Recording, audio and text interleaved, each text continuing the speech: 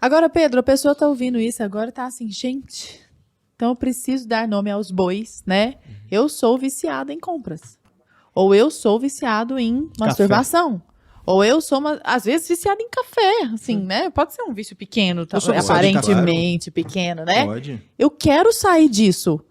Sabe? Onde que eu começo a fazer pequenos exercícios no meu dia? Acho que primeiro de tudo, me corrija se eu estiver falando bobeira, é a consciência. Exato. Né? É a nomeação. A nomeação. E isso é algo que eu trabalho muito com o pessoal em linguagem.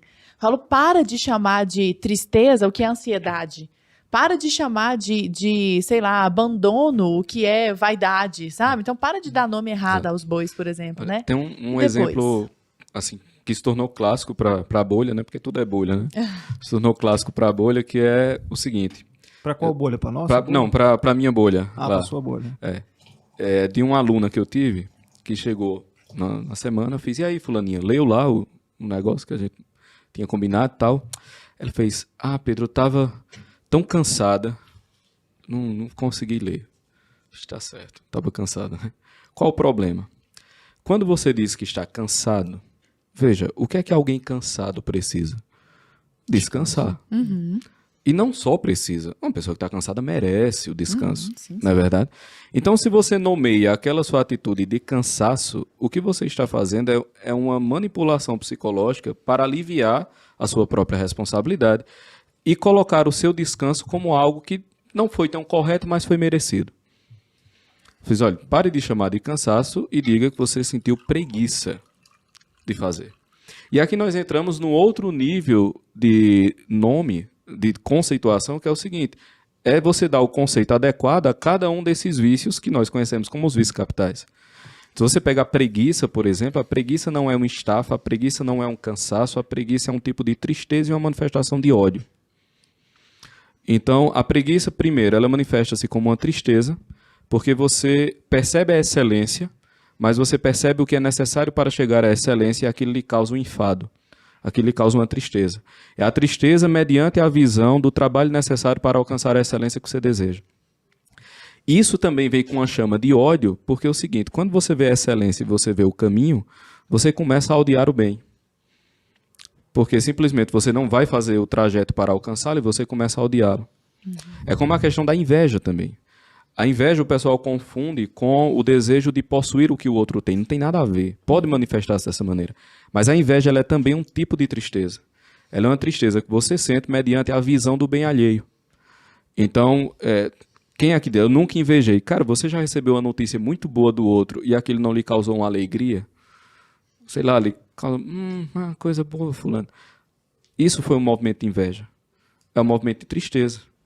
Só que olha o mecanismo psicológico do negócio. E aí, Bruno pode explicar melhor do que eu. Você está lá, você tem a inveja, né? Beleza. A inveja me caiu aqui na alma, o gosto de sabão na boca. Mediante a visão do bem do outro. O que é que eu vou fazer? Se aquela visão me causa uma tristeza, eu vou ter que diminuir a importância daquilo para diminuir a tristeza que eu sinto. Então, quais são os movimentos do invejoso, como São Tomás de Aquino diz? Um dos movimentos da inveja é você diminuir o bem do outro. Então você diminui. Fulano faz um café maravilhoso. Mas eu já vi alguns cafés melhores. Né? Ou você diminui o bem, ou você diminui o portador do bem. Mas, rapaz, fulano tá tão bem, também, com a herança que recebeu. Esse mais também é terrível, Nada né? de bom vem depois do Mas mais. também, né? Nada de bom vem depois do mais.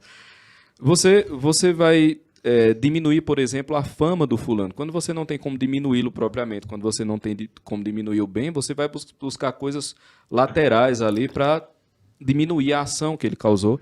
E, no fim, você vai para o ódio homicida, que é quando a visão do bem do outro lhe causa uma tristeza tão grande que a existência do outro torna a vida para você insuportável. E então você parte para o ódio homicida, e a pessoa mata por inveja. Claro, eu estou dando aqui um apanhado bem geral, daria para falar muito mais. Só que quando você coloca os vícios nessa profundidade, é como a gula, por exemplo. O problema da gula é porque nós desejamos felicidade. E a gente tenta buscar felicidade no prato, mas só acha comida. Esse é o problema inteiro da gula. Você tenta encontrar felicidade, mas você só acha álcool. Né? Então, se a felicidade ela é um bem de natureza espiritual, isso significa dizer que nenhum bem material vai ser capaz de supri-la, o que significa dizer que você vai precisar consumi-lo cada vez mais. Entende? Então, assim, quando você coloca as coisas nesse nível, você vê que, pô, é melhor eu me controlar aqui, porque senão o abismo atrai abismo. Você olha pro abismo, ele lhe olha, vocês namoram, daqui a pouco você tá lá, né, dormindo de conchinha com o abismo. Então, você tem que se ligar nisso. O que me parece que é necessário é você colocar novamente no cenário cultural os níveis de ação e de dano do vício a partir dessa perspectiva mais profunda da alma humana. Porque aquilo que você está falando, né, da ciência moderna e tal. Beleza, a ciência moderna é uma maravilha. O problema é o seguinte, como você disse, vamos pegar só a natureza. A natureza não pode ser causa de si mesma. Quer dizer que a causa da natureza é natural? Não faz o menor sentido. A causa da natureza é a natureza? Quer dizer, a causa do surgimento do tempo foi um evento temporal? Como é que é isso? Quer dizer que o tempo ele existia para existir? Não faz o menor sentido. Então, a causa da existência das coisas não pode ter fundamento natural. A natureza só tem um fundamento sobrenatural por definição, porque ela não é causada por si mesma. Esse tipo de coisa tem que entrar novamente no imaginário, entendeu? Porque senão a gente fica patinando. E é aquela coisa, se você tenta combater o mal a partir do próprio mal, são dois vetores que se combinam. É você tentar expulsar o Beelzebub pela força do demônio, entendeu? São dois vetores, vai se combinando. Você tem que ir para o ponto diametralmente oposto. E aí onde entra a questão do manual, né? O homem perfeito, quer dizer, o máximo da consciência humana, existe na personalidade em que a consciência do homem era igual à onisciência de Deus. Então, em Nosso Senhor Jesus Cristo, uma consciência humana foi portadora da onisciência inteira. Então, o Cristo é o máximo de liberdade e, portanto, o máximo de virtude. Sim. Isso tem que voltar. É muito simples, entendeu? Tem que ter vontade de imitar esse homem. Né? Exatamente. Só a liberdade na imitação do verbo encarnado. Toda outra liberdade é uma manifestação, uma forma de prisão. Simples assim. Agora...